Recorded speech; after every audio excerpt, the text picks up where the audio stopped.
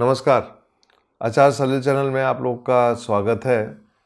मेरे बहुत से फॉलोअर्स के मेल और रिक्वेस्ट आई हुई है कि आचार्य जी आप कुछ राहुल गांधी के बारे में बताइए, क्योंकि इंडियन जुडिशरी में जो हुआ है, जो उनके खिलाफ एक जजमेंट आया और उस जजमेंट में जो एक्शन हुआ है वो अपने आप में एक बहुत बड़ा मिसाल है, क्योंकि कोर्ट के फैसलों को इम्प्लीमेंट करना भारत में बहुत टाइम लग जाता है। बहुत से बहाने होते हैं, लेकिन यहाँ पे जिस ढंग से जुडिशरी के जजमेंट को इम्प्लीमेंट किया गया वो उसके बारे में जानना चाहते हैं।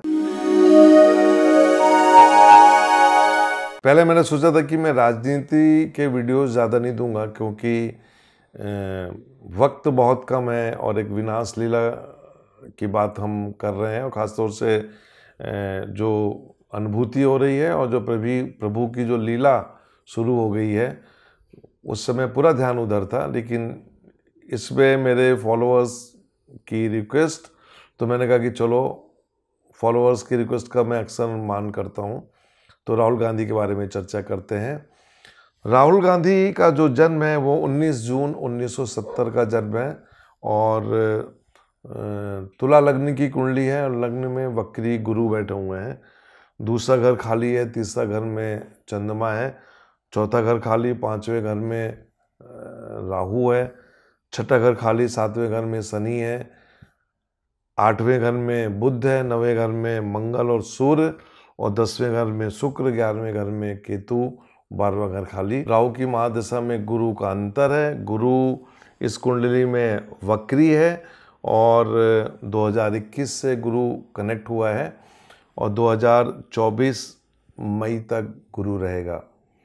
मैंने अक्सर बोला है कि जब भी वक्री ग्रह की दशा या अंतर्दशा चलती है तो आप ये मान के चलिए कि जीवन में अप्रत्याशित डाउन या अप्रत्याशित राइज होता है। एक बात और बताना चाहूँगा कि राहु 5वें घर में बैठा हुआ है और 5वां घर जो होता है वो परिवर्तन का होता है।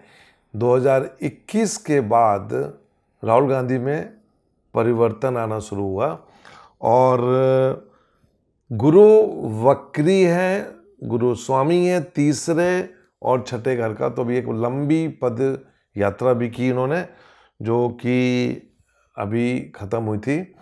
और शनि का जो गोचर है इस समय बहुत ही अच्छा होने जा रहा है, शनि का गोचर इनकी कुंडली में। और अब मैं जाके देखूं कि कांग्रेस पार्टी में शनि और गुरु का गोचर क्या है, तो कांग्रेस पार्टी उठ रही है, मतलब गोचर बहुत अच्छा है। अब थोड़ा सा कुछ कुंडलियां और इसमें देखूंगा, और वो कुंडली देखूंगा मैं इनके पिता की, स्वर्गीय राजीव गांधी की कुंडली।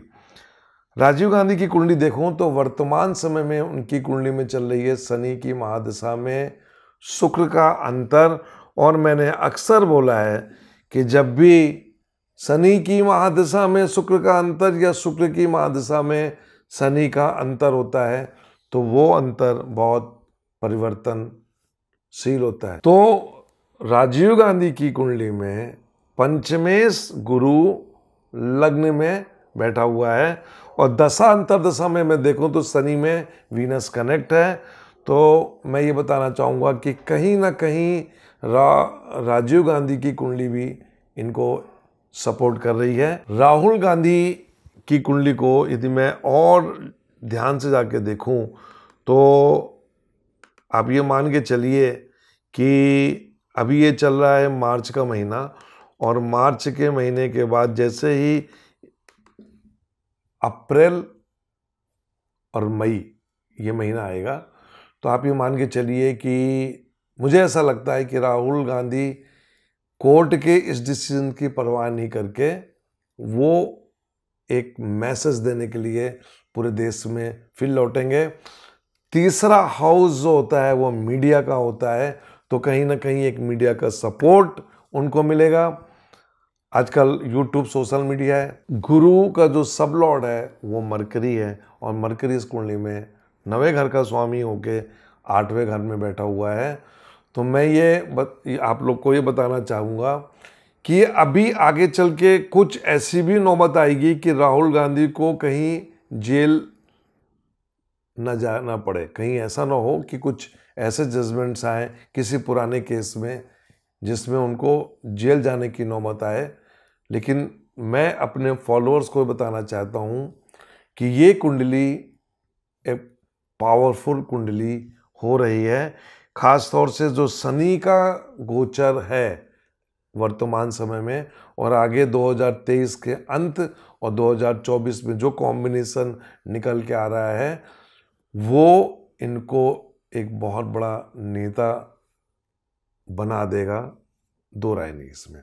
और आप इस चीज़ को मान के चलिए कि ये जो पदयात्रा की है इन्होंने, मुझे ऐसा लगता है कि ये एक बार फिर कोई यात्रा पे निकलेंगे और इनके जो पार्टी के लोग हैं कहीं ना कहीं कोर्ट में जाके एक लंबी लड़ाई लड़ेंगे और लंबी लड़ाई लड़ने के बाद मुझे ऐसा लग रहा है कि जैसे ही राहु की महादशा में सूर्य का, राहु गुरु सूर्य जब कनेक्ट होगा वहाँ पे जाके इनको उसका बेनिफिट मिलेगा।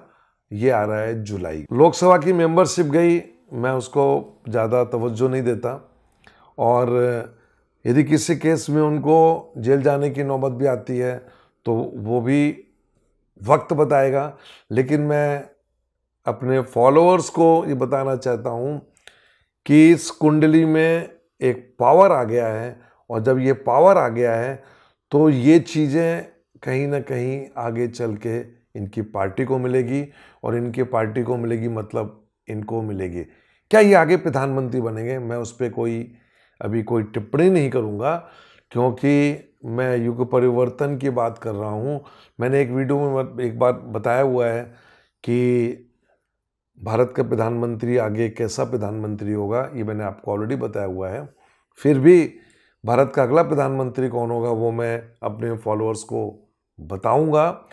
यहाँ पे ये बताना चाहूँगा कि राहुल गांधी जैसा आप लोग सोच रहे हैं कि राहुल गांधी ख़त्म हो गए, एस्ट्रोलॉजिकली ज्योतिष के हिसाब से राहुल गांधी जो हैं वो वापस राजनीति में खड़े होंगे और ये राजनीति जो होगी राहुल गांधी की ये एक मैच्योर राजनीति होगी। और आप ये मान के चलिए कि इस कुंडली में एक चीज़ मैं और बताना चाहता हूँ, 8वां घर इन्वॉल्व है। 8वां घर जो होता है रहस्य का होता है। 8वां घर हम कुंडली में डेप्थ कुएं को देखते हैं। 8वें घर से हम बहुत कुछ रिसर्च करके निकालते हैं। तो आप ये मान के चलिए कि गड़े मुर्दे भी उखाड़ना 8वें घर का काम है। ये चीज़ें उखड़ेंगी, निकलेंगी। इनकी कुंडली को जो सपोर्ट है इनके पिता के स्टार्स, इनके माँ के स्टार्स और इनकी खुद की कुंडली, ये इनको एक नए रास्ते पर ले जाएगी। ये मेरी एक एस्ट्रोलॉजिकल कैलकुलेशन है, बिल्कुल पारदर्शिता रखते हुए मैंने ये, जैसा मेरा स्वभाव रहा है कि मैं कभी भी किसी का पक्षपात नहीं करता हूँ, चाहे वो कोई भी हो। एस्ट्रोलॉजी में यदि आपने किसी की पक्षपात कर दिया तो आप ये मान के चलिए कि फिर वो एस्ट्रोलॉजी नहीं होती। और यही मेरे गुरुओं ने मुझे सिखाया है और उसी को मैं फॉलो करता हूँ। नमस्कार।